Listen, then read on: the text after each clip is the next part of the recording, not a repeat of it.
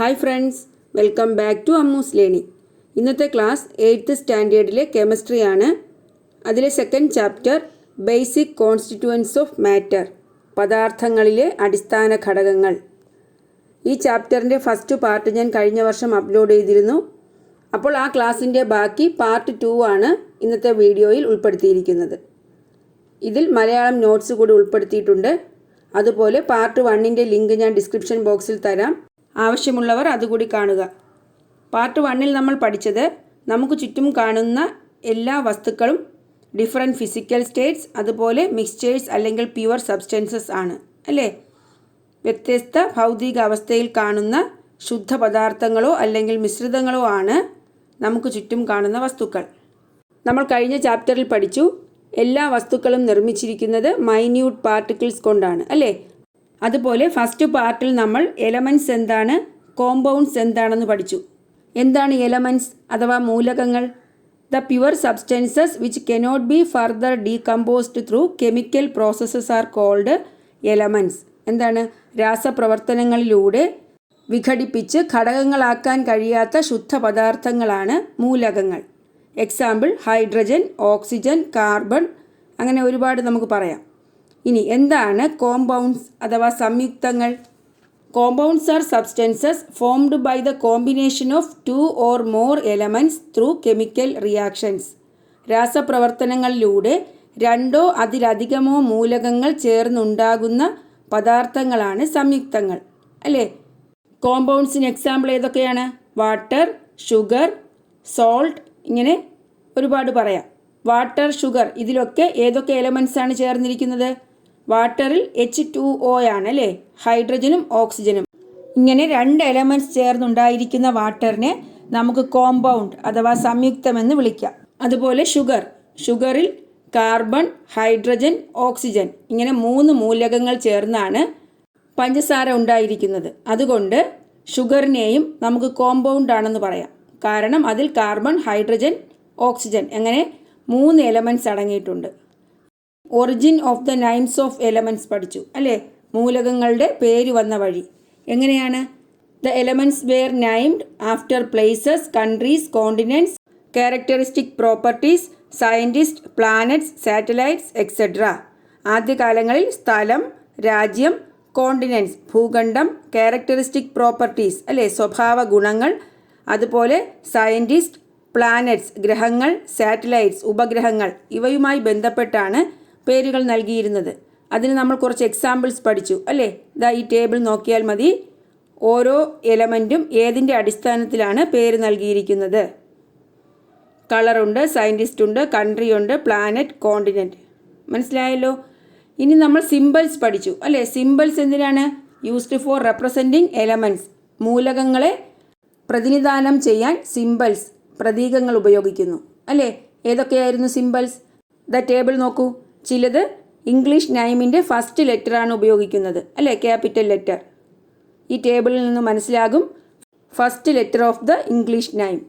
അതുപോലെ ചില എലമെൻറ്റ്സിന് പേര് നൽകുന്നത് ഫസ്റ്റ് ലെറ്ററിനോടൊപ്പം the second or another prominent letter അല്ലേ.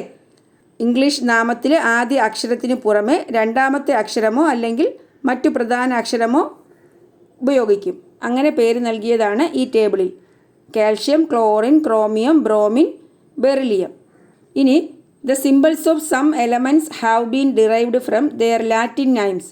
അവയുടെ ലാറ്റിൻ നൈംസിൽ നിന്നാണ് ചില എലമെൻറ്റ്സിന് പേര് നൽകുന്നത്. സോഡിയം, പൊട്ടാസ്യം, കോപ്പർ, അയൺ, ഇതിനൊക്കെ ലാറ്റിൻ നൈമിൽ നിന്നാണ് സിംബൽസ് ഡെവലപ്പ് ചെയ്തിരിക്കുന്നത്. ഇതൊക്കെ കഴിഞ്ഞ ക്ലാസ്സിൽ പഠിപ്പിച്ചതാണ്, ഒന്ന് ഓർമ്മപ്പെടുത്തിയതാണ്. എങ്കിൽ നമുക്ക് ഇന്നത്തെ ക്ലാസ്സിലോട്ട് കടക്കാം. നോക്കൂ. The periodic table of elements is given in the picture. ഈ തന്നിരിക്കുന്നത് എലമെൻറ്റ്സിനെ ഒരു പീരിയോഡിക് ടേബിളിൽ അറേഞ്ച് ചെയ്തിരിക്കുന്നതാണ്. The periodic table of elements. 118 എലമെൻറ്റ്സിനെ അവയുടെ സ്വഭാവത്തിൻ്റെ അടിസ്ഥാനത്തിൽ അല്ലെങ്കിൽ പ്രത്യേകതയുടെ അടിസ്ഥാനത്തിൽ ഒരു പ്രത്യേക രീതിയിൽ അറേഞ്ച് ചെയ്തിരിക്കുന്നു. ഈ പീരിയോഡിക് ടേബിളിൽ നിന്നും നമുക്ക് എന്തൊക്കെ മനസ്സിലാക്കാം? നോക്കൂ. ഈ ബ്രൗൺ കളറിൽ കൊടുത്തിരിക്കുന്നതാണ് ഗ്യാസസ്. മനസ്സിലായോ? ബ്രൗൺ കളറിൽ മാർക്ക് ചെയ്തിരിക്കുന്നത് വാതകാവസ്ഥയിലെ എലമെൻറ്റ്സ് ആണ്. ബ്ലൂ കളറിൽ ലിക്വിഡ്സ്. മനസ്സിലായോ? ദ്രാവകാവസ്ഥയിലെ മൂലകങ്ങൾ. ഒരു ലൈറ്റ് പിങ്ക് കളർ അതെന്താണ്? സിന്തറ്റിക് എലമെൻറ്റ്സ്, കൃത്രിമ മൂലകങ്ങൾ. മനസ്സിലായല്ലോ? ഗ്യാസസ്, ലിക്വിഡ്സ്, അതുപോലെ സിന്തറ്റിക് എലമെൻറ്റ്സ്. അതുപോലെ ഈ പീരിയോഡിക് ടേബിളിൽ അറ്റോമിക് നമ്പർ തന്നിട്ടുണ്ട്, സിമ്പൽ തന്നിട്ടുണ്ട്, Malayalam name, English name, Latin or Greek name. മനസ്സിലായോ? അറ്റോമിക് നമ്പറാണ് ആ എലമെൻറ്റിൻ്റെ മുകളിൽ കൊടുത്തിരിക്കുന്ന നമ്പേഴ്സ്. അതുപോലെ സിമ്പലാണ് ആ ഇംഗ്ലീഷ് ലെറ്ററിൽ തന്നിരിക്കുന്നത്. മലയാളം നൈം താഴെ തന്നിട്ടുണ്ട്, ഇംഗ്ലീഷ് നൈം തന്നിട്ടുണ്ട്. ചില എലമെൻറ്റ്സ് എങ്ങനെയാണ്? Latin or Greek name. Analysing the periodic table, find out the following. ഈ പീരിയോഡിക് ടേബിൾ അനലൈസ് ചെയ്തിട്ട് താഴെ പറയുന്നവ കണ്ടെത്താനാണ്. The elements familiar to you. നിങ്ങൾക്ക് പരിചയമുള്ള മൂലകങ്ങൾ ഏതെല്ലാം? ഏതൊക്കെ മൂലകങ്ങൾ പരിചയമുണ്ട്? Hydrogen, oxygen, carbon, iron, copper, chlorine, silver, gold തുടങ്ങിയവ. Elements which you have actually seen. നിങ്ങൾ നേരിട്ട് കണ്ട മൂലകങ്ങൾ ഏതൊക്കെയാണ്? Iron, silver, gold, zinc, aluminium, lead, magnesium. ഇതൊക്കെ നിങ്ങൾ നേരിട്ട് കണ്ടിട്ടുള്ളതാണ്. Elements which are more useful in our daily life. Daily ലൈഫിൽ മോർ യൂസ്ഫുൾ ആയിട്ടുള്ള എലമെൻറ്റ്സ് ഏതൊക്കെയാണ്? നിത്യജീവിതത്തിൽ കൂടുതൽ പ്രയോജനപ്പെടുന്ന എലമെൻറ്റ്സ്, മൂലകങ്ങൾ ഏതൊക്കെയാണ്? Iron, aluminium, carbon, gold, copper, oxygen, nickel. ഇങ്ങനെ ഒരുപാട് എലമെൻറ്റ്സ് പറയാം. List separately some elements which exist in solid, liquid and gaseous States.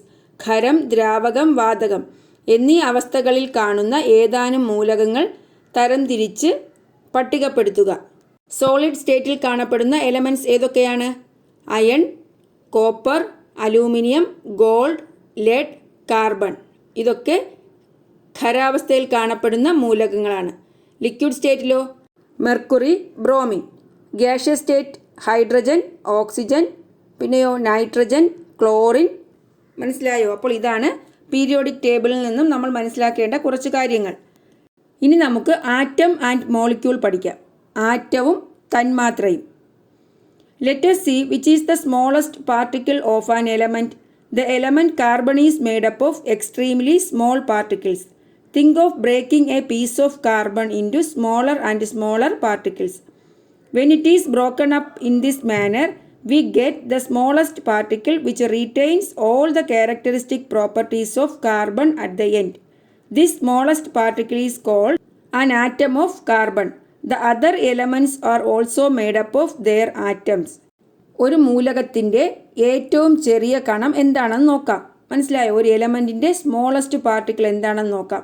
Carbon എന്ന എലമെൻറ്റ് ധാരാളം സ്മോൾ പാർട്ടിക്കിൾസ് കൊണ്ടാണ് നിർമ്മിച്ചിരിക്കുന്നത്, അല്ലേ?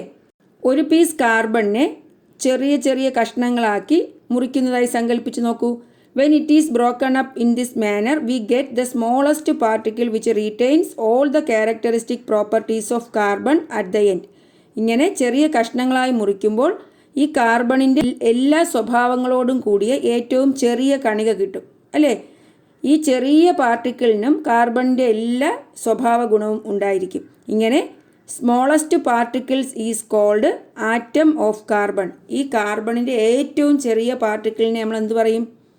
കാർബണിൻ്റെ ആറ്റം. മനസ്സിലായോ? ഇങ്ങനെ കാർബണിൻ്റെ എല്ലാ സ്വഭാവ ഗുണങ്ങളോടും കൂടി കിട്ടുന്ന ഏറ്റവും ചെറിയ കണത്തെ കാർബണിൻ്റെ ഒരു ആറ്റം എന്ന് പറയാം. അപ്പോൾ what is atom? Atom is the smallest particle which shows all the characteristics properties of an element. ഒരു മൂലകത്തിൻ്റെ എല്ലാ സ്വഭാവവും കാണിക്കുന്ന ഏറ്റവും ചെറിയ കണികയാണ് ആറ്റം. ഇവിടെ ഏതായിരുന്നു എലമെൻറ്റ്? കാർബൺ എന്ന എലമെൻറ്റ്. അതിൻ്റെ എല്ലാ സ്വഭാവ ഗുണവും കാണിച്ച അതിൻ്റെ ഏറ്റവും ചെറിയ കണികയെ എന്തു പറയാം? ആറ്റം എന്ന് പറയാം. Atoms of some gaseous elements like helium, neon, അതുപോലെ ആർഗോൺ, ഇതെല്ലാം സിംഗിൾ ആറ്റമായിട്ട് തന്നെ അതിന് എക്സിസ്റ്റ് ചെയ്യാൻ കഴിയും. മനസ്സിലായോ? ഹീലിയം, നിയോൺ തുടങ്ങിയ ചില വാതക മൂലകങ്ങൾ ഗ്യാഷ്യസ് എലമെൻറ്റ്സ് ആണ്. ഹീലിയം, നിയോൺ, ആർഗോൺ ഇവയ്ക്കൊക്കെ എങ്ങനെ കഴിയും? സിംഗിൾ ആറ്റംസ് ആയിട്ട് സ്വതന്ത്രമായി നിലനിൽക്കാൻ കഴിയും.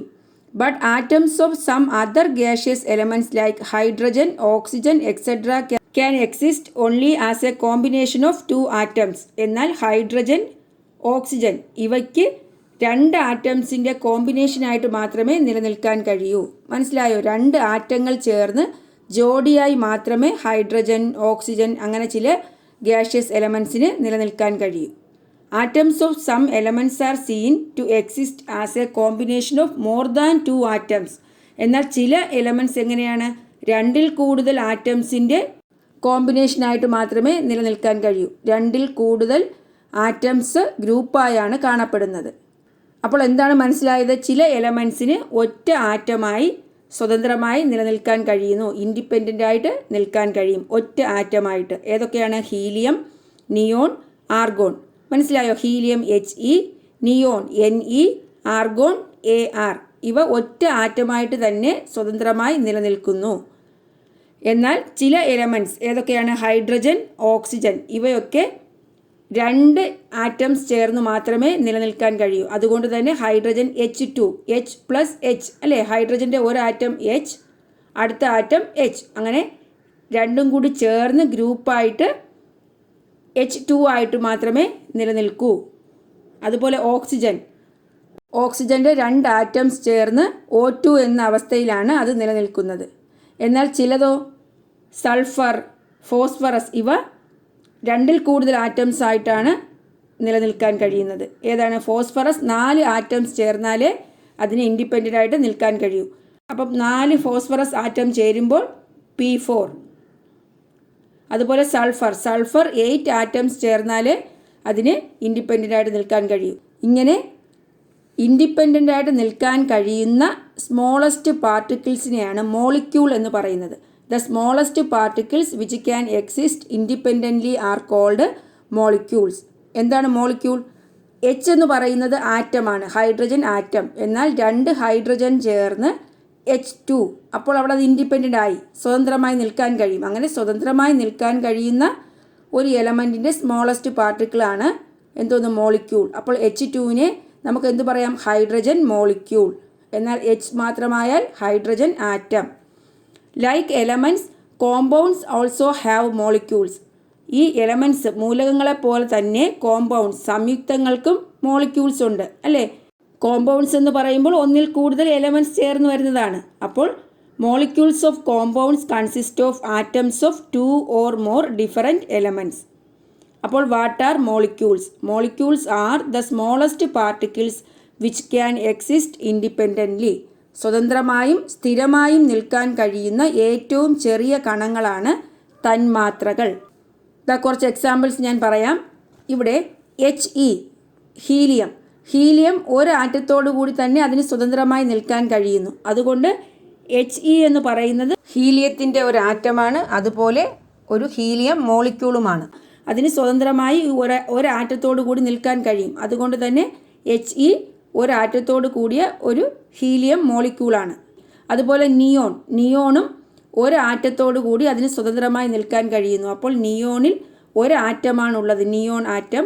അതുപോലെ അതെന്താണ്? ഒരു നിയോൺ മോളിക്യൂളാണെന്ന് പറയാം. ആർഗോണും അങ്ങനെയാണ്. ആർഗോണും അതിന് ഒറ്റ ആറ്റത്തോടു കൂടി സ്വതന്ത്രമായി ഇൻഡിപെൻഡൻ്റായി നിൽക്കാൻ കഴിയുന്നു. അതുകൊണ്ട് തന്നെ അത് ആർഗോണിൻ്റെ ഒരു ആറ്റവുമാണ്. അതുപോലെ എന്താണ്? അതൊരു മോളിക്യൂളാണെന്ന് പറയാം. എന്നാൽ ഹൈഡ്രജൻ, ഓക്സിജൻ ഇത് നോക്കൂ. ഹൈഡ്രജൻ ഒരാറ്റം, ഇത് ഹൈഡ്രജൻ്റെ വേറൊരാറ്റം. ഇത് രണ്ടും ചേർന്ന് ഗ്രൂപ്പായി എന്താണ്? H2 എന്ന് നിൽക്കുന്നു. ആ H2 എന്ന് പറയുമ്പോൾ അതെന്തായി? Hydrogen molecule. ഈ താഴെ എഴുതുന്ന 2 ആറ്റംസിൻ്റെ എണ്ണമാണ്, നമ്പർ ഓഫ് ആറ്റംസ് ആണ്. എത്ര ആറ്റംസ് ചേർന്നു? 2 ഹൈഡ്രജൻ ആറ്റംസ് ചേർന്നു. ഇങ്ങനെ 2 ഹൈഡ്രജൻ ആറ്റംസ് ചേർന്നപ്പോൾ H2. ഇതെന്താണ്? ഹൈഡ്രജൻ്റെ ഒരു മോളിക്യൂൾ. 2 ഹൈഡ്രജൻ ചേർന്ന് H2 ഫോം ചെയ്തപ്പോൾ അതിന് ഇൻഡിപെൻഡൻ്റായി നിൽക്കാൻ കഴിയുന്നു. അപ്പോൾ അത് ഹൈഡ്രജൻ്റെ ഒരു മോളിക്യൂളാണ്. ഓക്സിജനും അതുപോലെയാണ്. ഒരു ഓക്സിജൻ ആറ്റം, ഇത് വേറൊരു ഓക്സിജൻ ആറ്റം. രണ്ടും കൂടി ചേർന്ന് O2 എന്ന ഇൻഡിപെൻഡൻറ്റ് സ്റ്റേറ്റിലെത്തുമ്പോൾ അതെന്തായി? ഓക്സിജൻ മോളിക്യൂൾ, ഓക്സിജൻ്റെ ഒരു മോളിക്യൂൾ. ഇനി ഫോസ്ഫറസ് എടുക്കാം.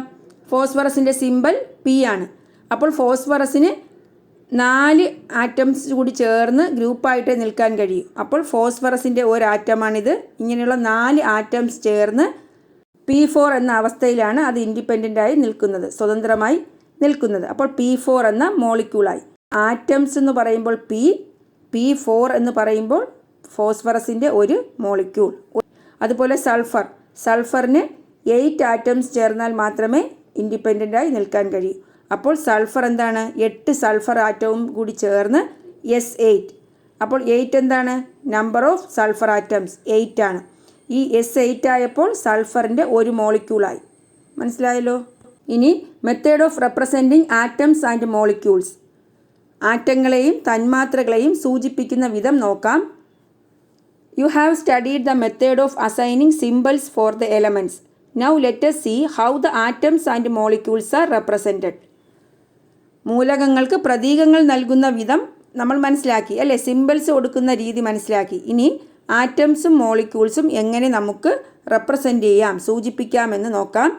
The symbol of helium is He. When we write helium, അതായത് He, it represents one atom of the element helium. He എന്ന് എഴുതി കഴിഞ്ഞാൽ അതിൻ്റെ അർത്ഥം എന്താണ്?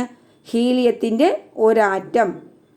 ഇങ്ങനെ ഒരാറ്റം ആയിരിക്കുമ്പോൾ നമുക്കത് താഴെ എഴുതേണ്ട കാര്യമില്ല. ഇപ്പോൾ ഹൈഡ്രജൻ H2 എന്ന് എഴുതും പോലെയോ ഓക്സിജൻ എന്ന് എഴുതും പോലെയോ He താഴെ 1 റെപ്രസെൻ്റ് ചെയ്യേണ്ട ആവശ്യമില്ല. എന്നാൽ 2He റെപ്രസെൻ്റ് ചെയ്യുന്ന എന്താണ്? സൈഡിൽ, അതായത് ലെഫ്റ്റ് സൈഡിൽ 2 കൊടുത്തിട്ട് He എന്ന് എഴുതിയാൽ അതെന്താണ്? 2 ഹീലിയം ആറ്റംസ് സെപ്പറേറ്റായി നിൽക്കുന്നു. അതായത് രണ്ടും കൂടി ചേർന്നൊരു മോളിക്യൂളായിട്ടല്ല, 2 സെപ്പറേറ്റ് ഹീലിയം ആറ്റംസ്. അതുപോലെ 2H എന്ന് റെപ്രസെൻ്റ് ചെയ്താൽ 2 separate hydrogen atoms, 2 separate hydrogen atoms. 3O 3 separate oxygen atoms. മനസ്സിലായല്ലോ? Elements like helium, neon, argon, etc. are seen in nature as single atoms. They are monoatomic molecules. Neon, argon, അതുപോലെ helium ഇവയ്ക്കൊക്കെ single ആറ്റമായിട്ട് തന്നെ നിലനിൽക്കാൻ കഴിയും. അതുകൊണ്ട് നേരത്തെ ഞാൻ പറഞ്ഞു ഇവയെ എന്താണ്? മോളിക്യൂൾ എന്നും പറയാം. കാരണം അതിൽ സിംഗിൾ ആറ്റമായിട്ട് അതിന് നിൽക്കാൻ കഴിയും. അതുകൊണ്ട് തന്നെ അതൊരു മോളിക്യൂളാണ്. അവയെ മോണോ അറ്റോമിക് മോളിക്യൂൾസ്, ഏക അറ്റോമിക തന്മാത്രകൾ എന്നാണ് വിളിക്കുന്നത്. മനസ്സിലായോ? ഏക അറ്റോമിക തന്മാത്രകൾ. Their molecules can also be represented as He, Ne, Ar, etc. ആ മോളിക്യൂൾസിനെ എങ്ങനെ റെപ്രസെൻ്റ് ചെയ്യാം? തന്മാത്രകളെ നമുക്ക് എങ്ങനെ കാണിക്കാം? He, Ne, Ar, etc. But elements like hydrogen exist as diatomic molecules. എന്നാൽ ഹൈഡ്രജൻ പോലുള്ള എലമെൻറ്റ്സ് 2 ആറ്റംസ് ചേർന്ന മോളിക്യൂൾസ് ആയിട്ടാണല്ലോ കാണപ്പെടുന്നത്. അതുകൊണ്ട് അവയെ ഡൈഅറ്റോമിക് മോളിക്യൂൾസ്. ഹൈഡ്രജൻ H2 എന്ന അവസ്ഥയിൽ മാത്രമാണ് മോളിക്യൂൾസ് ആയിട്ട് കാണപ്പെടുന്നത്. അപ്പോൾ ഹൈഡ്രജനിൽ 2 ആറ്റംസ് ചേർന്ന മോളിക്യൂൾസ് ആണ്. അതുകൊണ്ട് diatomic molecules. Hydrogen atom is represented as H. And how about its molecule? Hydrogen ആറ്റത്തെ നമുക്ക് H എന്ന് റെപ്രസെൻ്റ് ചെയ്യാം. എന്നാൽ ഹൈഡ്രജൻ മോളിക്യൂളിനെയോ? H2 അല്ലേ? H2 എന്ന് കാണിക്കുന്നത് ഹൈഡ്രജൻ മോളിക്യൂൾ. കാരണം എന്താണ്? 2 ഹൈഡ്രജൻ ആറ്റം ചേർന്ന് ജോഡിയായിട്ട് മാത്രമേ ഹൈഡ്രജന് എക്സിസ്റ്റ് ചെയ്യാൻ കഴിയൂ. അപ്പോൾ H2 എന്ന് പറയുന്നത് ഹൈഡ്രജൻ മോളിക്യൂൾ, H എന്ന് പറയുന്നത് hydrogen atom. Some elements exist as molecules of more than 2 atoms. ചില മൂലകങ്ങൾ, ചില എലമെൻറ്റ്സ് 2ൽ കൂടുതൽ ആറ്റംസ് ചേർന്ന മോളിക്യൂൾസ് ആയിട്ടും കാണപ്പെടുന്നു. 2ൽ കൂടുതൽ ആറ്റംസ് ചേർന്ന തന്മാത്രകളായും ചില മൂലകങ്ങൾ കാണപ്പെടുന്നു. ഏതാണ്? Phosphorus, sulphur etcetera are examples of such elements. ഞാൻ പറഞ്ഞു ഫോസ്ഫറസ് P4 4 ഫോസ്ഫറസ് ആറ്റംസ് ചേർന്ന മോളിക്യൂളായിട്ട് മാത്രമേ ഫോസ്ഫറസ് കാണപ്പെടൂ. അതുപോലെ സൾഫർ 8 സൾഫർ ആറ്റംസ് ചേർന്ന S8 എന്ന ഫോമിലാണ് സൾഫർ മോളിക്യൂൾസ് കാണപ്പെടുന്നത്. അപ്പോൾ മനസ്സിലായോ? അപ്പോൾ molecules with only 1 atom mono atomic molecules. Those with 2 atoms each are called diatomic, and molecules with more than 2 atoms are called polyatomic molecules. ഒരു atom മാത്രമുള്ള മൂലക തന്മാത്രകളെ ഏകാറ്റോമിക തന്മാത്രകൾ എന്ന് പറയുന്നു. 2 ആറ്റങ്ങളുള്ള മൂലക തന്മാത്രകളെ ദ്വയാറ്റോമിക ഡൈഅറ്റോമിക് തന്മാത്രകളെന്നും 2ലധികം ആറ്റങ്ങൾ അടങ്ങിയ മൂലക തന്മാത്രകളെ ബഹു അറ്റോമിക തന്മാത്രകളെന്നും പറയുന്നു. In monoatomic molecules, the number given on the left side of the symbol indicates the number of molecules and atoms. ഈ മോണോഅറ്റോമിക് മോളിക്യൂൾസിൽ ഈ ലെഫ്റ്റ് സൈഡിൽ എഴുതുന്ന നമ്പർ ഈ മോളിക്യൂൾസിൻ്റെ എണ്ണവും അതുപോലെ ആറ്റംസിൻ്റെ എണ്ണവുമാണ്. മനസ്സിലായോ? ഇപ്പോൾ 2He മോണോ അറ്റോമിക് മോളിക്യൂളാണ്. Helium, neon, argon. 2He എന്ന് എഴുതി കഴിഞ്ഞാൽ അതിൽ നിന്നും മനസ്സിലാകുന്നത് 2 ഹീലിയം ആറ്റംസുമുണ്ട്, 2 ഹീലിയം മോളിക്യൂൾസുമുണ്ട്. ശരിയല്ലേ? 2 ഹീലിയം ആറ്റംസ് ചേരുമ്പോൾ എന്തായി? ഹീലിയംസിന് 1 മതിയല്ലോ മോളിക്യൂളാകാൻ. അപ്പോൾ 2 ഹീലിയം മോളിക്യൂൾസുമായി 2 ഹീലിയം ആറ്റംസുമാണ്. എന്നാൽ ഡൈ അറ്റോമിക് മോളിക്യൂൾസ് നോക്കൂ. H2 എന്ന് എഴുതി കഴിഞ്ഞാൽ ഇവിടെ 2 hydrogen atoms, 2 separate hydrogen atoms ചേർന്ന് ഹൈഡ്രജൻ മോളിക്യൂളായിട്ട് നിൽക്കുന്നതാണ് H2. അപ്പോൾ അവിടെ ഹൈഡ്രജൻ്റെ എണ്ണം എത്രയാണ്? ഹൈഡ്രജൻ ആറ്റംസിൻ്റെ എണ്ണം 2. എത്ര മോളിക്യൂൾസ് ഉണ്ട്?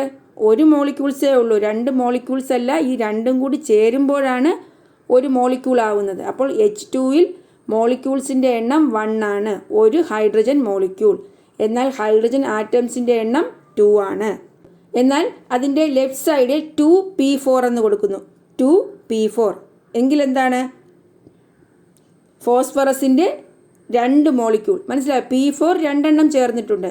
സൈഡിൽ എഴുതുന്നത് മോളിക്യൂൾസിൻ്റെ നമ്പറാണ്. ലെഫ്റ്റ് സൈഡിൽ എഴുതുന്നത് മോളിക്യൂൾസിൻ്റെ നമ്പറാണ്. അപ്പോൾ 2 ഫോസ്ഫറസ് മോളിക്യൂൾ ചേർന്നത് കൊണ്ടാണ് 2p4 എന്ന് എഴുതിയത്. ഒരു p4 ആയപ്പോൾ 1 ഫോസ്ഫറസ് മോളിക്യൂൾ, അടുത്ത p4 എഴുതുമ്പോൾ വേറൊരു ഫോസ്ഫറസ് മോളിക്യൂൾ. അങ്ങനെ എത്ര p4 ഉണ്ട്? 2p4. ഇതിൽ നിന്നും 2 ഫോസ്ഫറസ് മോളിക്യൂൾ എന്നും ഫോസ്ഫറസ് ആറ്റംസിൻ്റെ എണ്ണം എത്രയാണ്? ഒന്നിൽ തന്നെ 4 ആറ്റംസ് ഉണ്ട്, അടുത്തതിൽ 4 ആറ്റംസ്. അങ്ങനെ ടോട്ടൽ 8 ഫോസ്ഫറസ് ആറ്റംസ്. അപ്പോൾ ഫോസ്ഫറസ് ആറ്റംസിൻ്റെ എണ്ണം കണ്ടുപിടിക്കാൻ ലെഫ്റ്റ് സൈഡിലെ നമ്പറും ആ ആറ്റംസിൻ്റെ എണ്ണമായിട്ട് താഴെ എഴുതിയിരിക്കുന്ന നമ്പറും കൂടി മൾട്ടിപ്ലൈ ചെയ്യുക. അപ്പോൾ ഇവിടെ നമ്പർ ഓഫ് ആറ്റംസ് 2 × 4 8 എന്ന് കിട്ടും. നമ്പർ ഓഫ് മോളിക്യൂൾസ് 2 എന്ന് കിട്ടും. ലെഫ്റ്റ് സൈഡിൽ എഴുതിയിരിക്കുന്നത് മാത്രമാണ് മോളിക്യൂൾസിൻ്റെ എണ്ണം. മനസ്സിലായെന്ന് വിചാരിക്കുന്നു. അപ്പോൾ ഇതിലെ ക്വസ്റ്റ്യൻ ആൻസർ നോക്കാം. What is mono atomic molecules? Molecules with only 1 atom are called mono atomic molecules. Example helium, neon. Diatomic molecules. Molecules with 2 atoms are called diatomic molecules. Example hydrogen H2, chlorine Cl2. Polyatomic molecules. Molecules with more than 2 atoms are called polyatomic molecules. Example phosphorus P4, sulfur S8. ഇനി representation of atoms and molecules ആണ്. Elements തന്നിട്ടുണ്ട്. അത് ആറ്റമായിട്ടും മോളിക്യൂളായിട്ടും എങ്ങനെ എഴുതാമെന്ന്. Elements helium, atom He അല്ലേ, മോളിക്യൂളോ He തന്നെയാണ്. Neon atom Ne, അതിൻ്റെ മോളിക്യൂളും എങ്ങനെയാണ് റെപ്രസെൻ്റ് ചെയ്യുന്നത്? Ne. ഹൈഡ്രജൻ H ആണ് ആറ്റം റെപ്രസെൻ്റ് ചെയ്യുന്നത്, എന്നാൽ മോളിക്യൂൾ എങ്ങനെയാണ്? H2. ക്ലോറിൻ അതിൻ്റെ ആറ്റം റെപ്രസെൻ്റ് ചെയ്യുന്നത് Cl ആണ്, മോളിക്യൂൾ Cl2. ഫോസ്ഫറസ് ആറ്റം എന്താണ്? P എന്നാണ് റെപ്രസെൻ്റ് ചെയ്യുന്നത്, മോളിക്യൂൾ P4. സൾഫർ അതിൻ്റെ ആറ്റം S ആണ്, മോളിക്യൂൾ എങ്ങനെയാണ്? S8. മനസ്സിലായോ? ഇനി classify the following molecules into mono atomic, di atomic and poly atomic. ഏതൊക്കെയാണ് molecules? Hydrogen, chlorine, phosphorus, oxygen, sulphur, helium, argon. ഇതിൽ മോണോ അറ്റോമിക് മോളിക്യൂൾസ് ഏതൊക്കെയാണ്? ഒരു ആറ്റം വരുന്ന ഹീലിയം ആൻഡ് ആർഗോൺ അല്ലേ. ഡയറ്റോമിക് മോളിക്യൂൾസോ? 2 ആറ്റംസ് വരുന്ന hydrogen, chlorine, oxygen. Poly atomic molecules ഏതാണ്?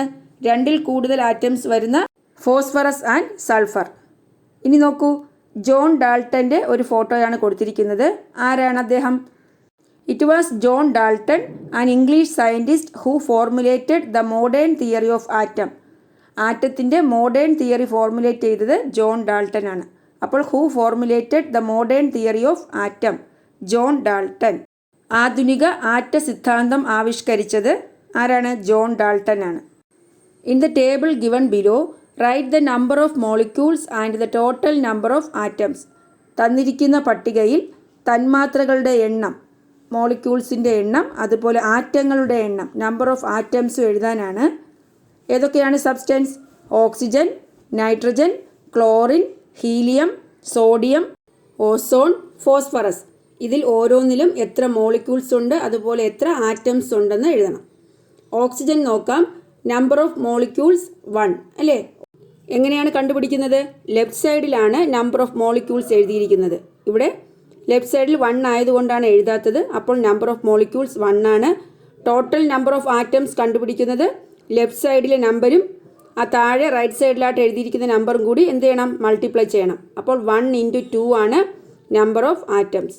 ഓക്സിജനിൽ number of molecules 1, total number of atoms 2. അടുത്ത് നൈട്രജൻ ആണ്.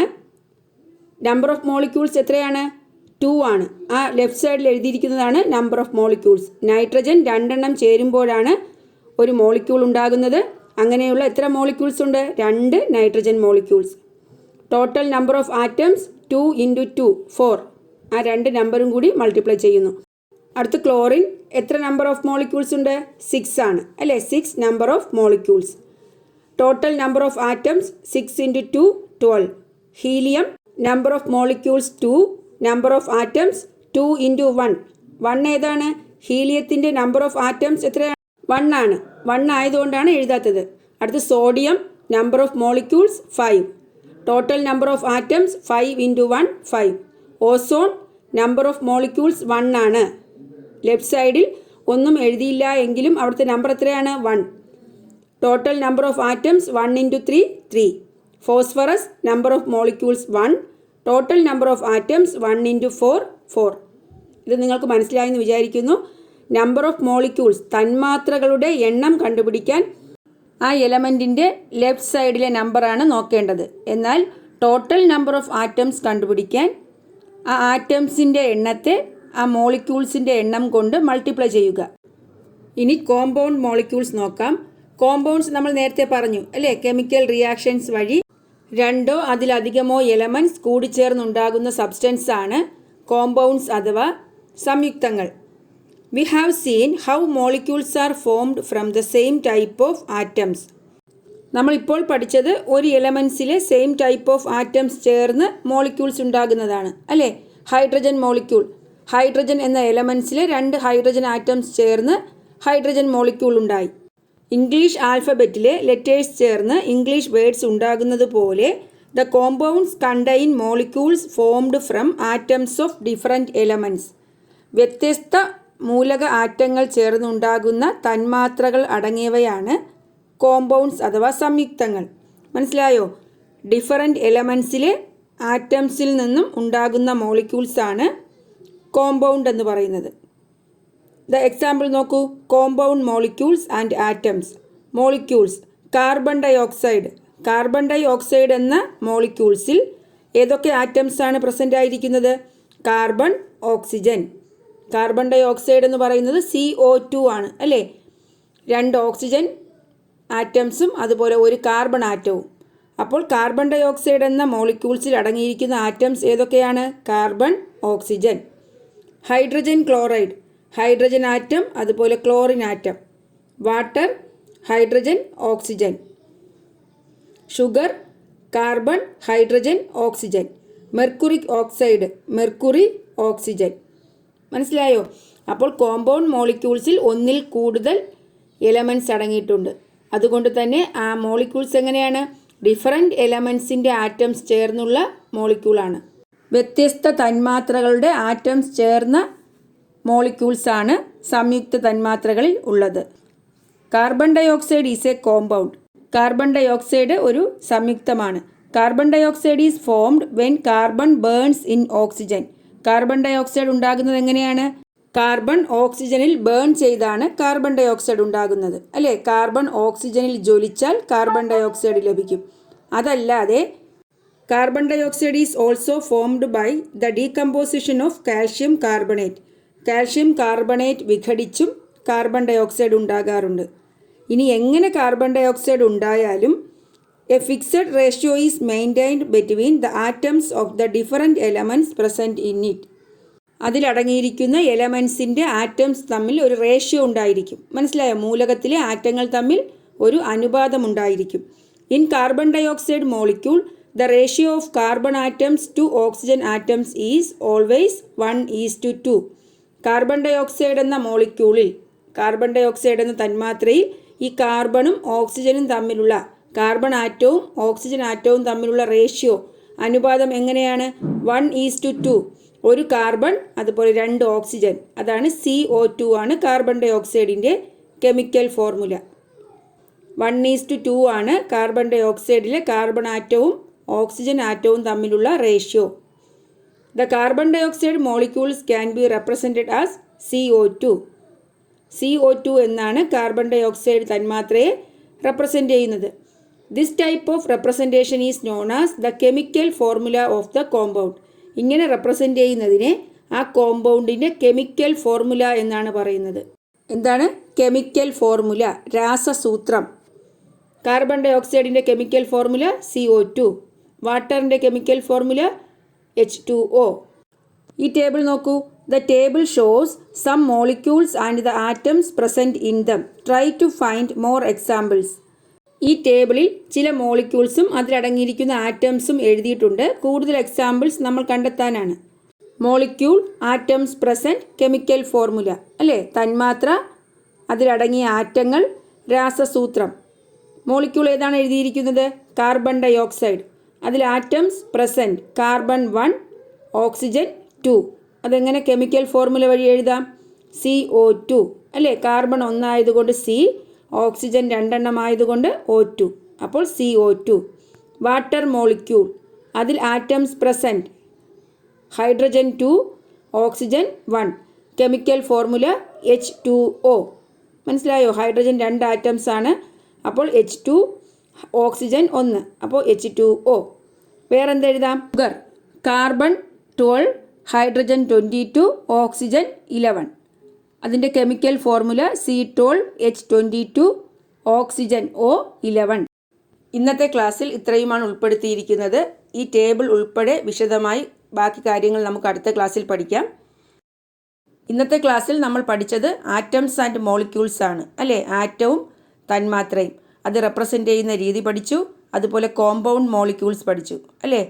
അപ്പോൾ നിങ്ങൾക്ക് എൻ്റെ ക്ലാസ് ഇഷ്ടപ്പെട്ടു എങ്കിൽ നിങ്ങൾ എൻ്റെ ചാനൽ സബ്സ്ക്രൈബ് ചെയ്യുക, നിങ്ങളുടെ ഫ്രണ്ട്സിന് ഷെയർ ചെയ്യുക. Thanks for watching Ammu's learning.